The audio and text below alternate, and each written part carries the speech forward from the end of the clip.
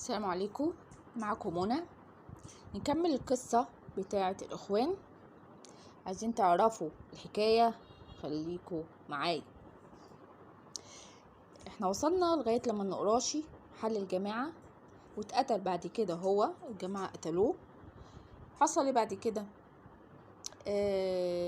عادت الجماعة تاني لمزاولة نشاطها سنة 1951 نتيجة صدور قرار من مجلس الدولة بعدم مشروعية قرار حل الجماعة ومصادرة ممتلكاتها. بعد كده قامت ثورة 23/7 سنة 1952. طبعا مين؟ جمال عبد الناصر هو اللي قام بالثورة. وساندوا الأخوان الثورة، كان تنظيم ضباط الأحرار في مصر هو اللي قام بالثورة، وكان بيساعدهم الأخوان.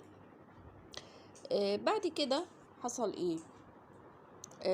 مجلس قيادة الثورة أصدر قرار بحل جميع الأحزاب السياسية في البلاد مستثنيا جماعة الإخوان لكونها جماعة دينية فقط، على أساس هم فاكرين كده. ودي طبعا يعني دي رأي شخصي إن دي غلطة عملها جمال عبد الناصر، إن هو محلش الجماعة دي وخلاها شغالة. بعد كده سنة 1953 إخوان بيطالبوا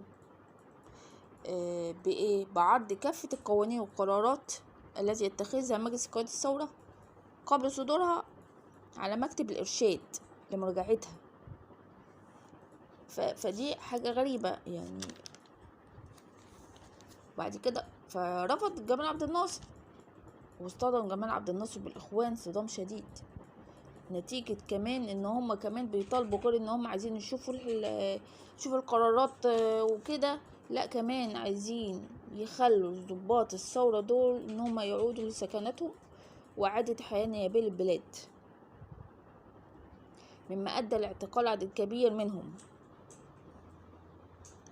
وحصل بعد كده محاولة اغتيال لعبد الناصر في ميدان المنشية في اسكندرية في يوم 26 أكتوبر سنة 1954، واعتبرت من ساعتها الإخوان جماعة محظورة، وبدأ جمال عبد الناصر باعتقال الكثير من قادة الإخوان.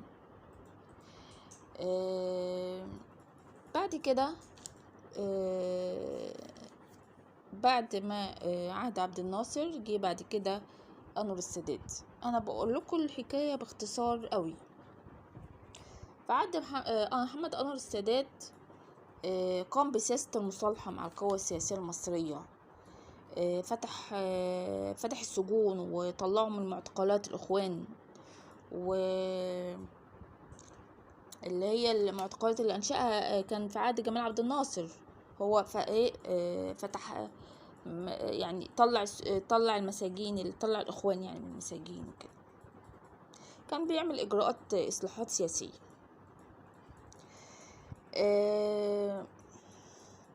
لا فكده اللي عمله أنور السادات ده عمل ايه؟ خلى فيه الإخوان بقوا مطمنين لغاية بعد كده. عمل بقى حرب أكتوبر وانتصرنا فيها، وبعد كده